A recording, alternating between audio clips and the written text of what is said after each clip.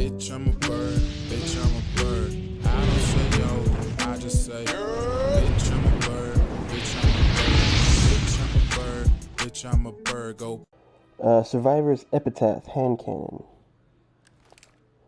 Oops, didn't need to actually put it on, but sure.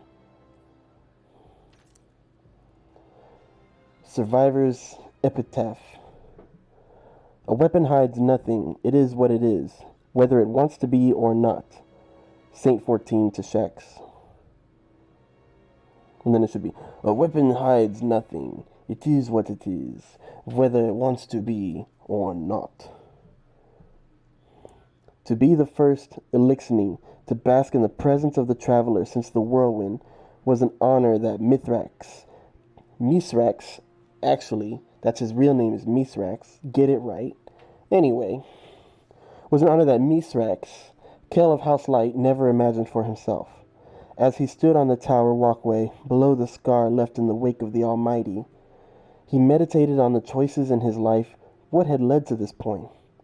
He wondered if there was a unifying thread binding all those events together, but he would have no time to ponder such things. A shadow crept over Mithrax, broad shoulders, a curling horn. Seeing the stark outlines of Lord Shaxx looming on the stairs elicited centuries-old instincts, and it was temperance that kept Mithrax's hand from his weapon. I didn't expect to actually find you here, Shaxx said as he continued down the stairs with slow, plodding steps. Were you there? What? Shaxx came to stand beside Mithrax at the railing. Were you there? He asked again. This time he pointed, without looking, to a place on the horizon beyond the traveler. Mithrax followed Shaxx's gesture with his eyes. He did not understand. The Battle of Six Fronts, Shaxx insisted, with uncharacteristic softness. Do you know how many fallen I killed there? Mithrax bristled at the question, and he felt that instinctual urge to reach for his weapons again. But the presence of the traveler and the question that nagged at the back of his mind stayed his hands. How many? He asked, not wanting to know the answer. Shaxx deflated, folded his arms over the railing, and rested his considerable weight against it. Hundreds, he said, quietly. All of them died, afraid. Mithrax felt ether mixing with bile in the back of his throat. His limbs trembled, rage burned in his gut, demanding manifestation. But he tempered his anger, sighed so deep that the ether on his breast was briefly visible in an iridescent cloud.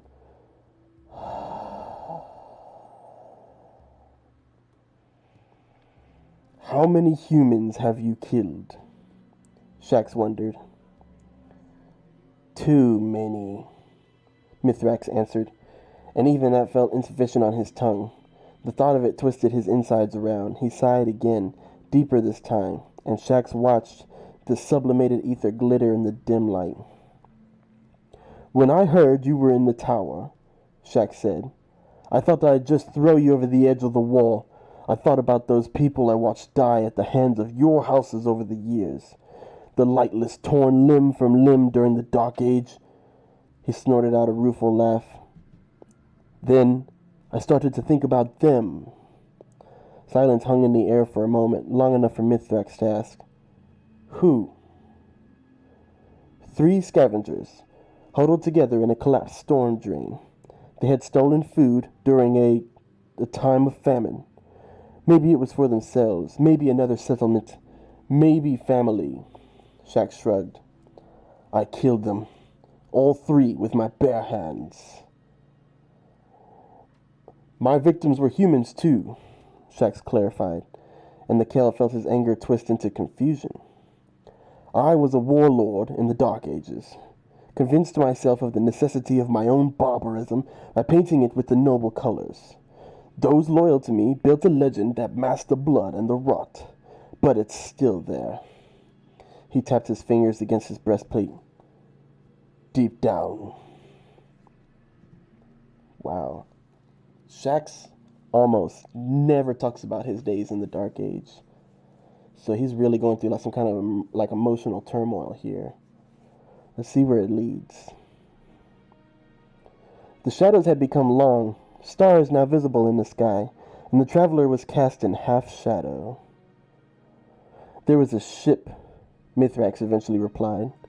It may have been soldiers, civilians. I do not know. He looked away from the traveler as he spoke. I led a boarding party onto it.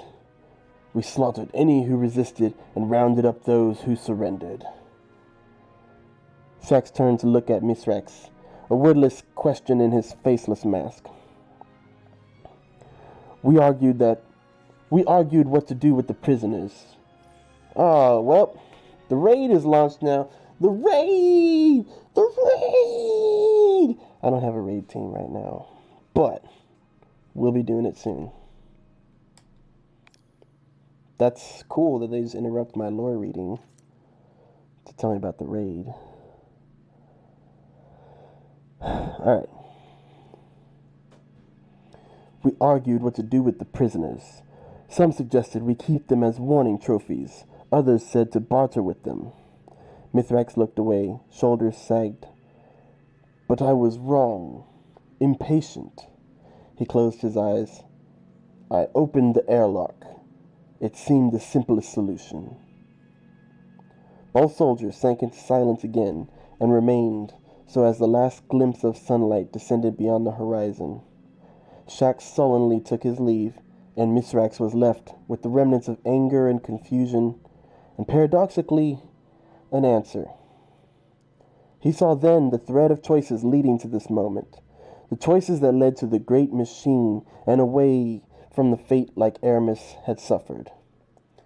It was something both he and Shaxx learned to accept in spite of a lifetime of experience telling themselves otherwise. Mercy. Yo, that was a good lore tab. I like that one. I like that one a lot. I don't really like this hand cannon, but I like that lore tab a lot. Because, like, Shaxx never talks about his days in the Dark Ages. So for him to talk about, you know, killing humans as well as killing Elixni, you know, he has a lot of regrets, and he's worked centuries to make up for his time as a warlord. But he wasn't a warlord. He wasn't the worst warlord, I'll say that. He actually was protecting his own castle, which had like a village in it, and you know, like I would say probably like a couple hundred citizens. But yeah. And then Mithrax, you know, Mithrax, I don't think he was at the Battle of Six Fronts because he didn't answer that question, but you can tell that that's where Shaxx gets his anger against the Fallen from. And Mithrax says he's killed some humans in his time needlessly, and you know, they're both kind of agreeing that they don't really want to do that anymore. So it's kind of a unspoken ceasefire, or understanding it at least. Hopefully it leads to peace between the humans and the Elixni, but there are some out there, actually me too, who really are opposed to letting the Elixni live with the humans.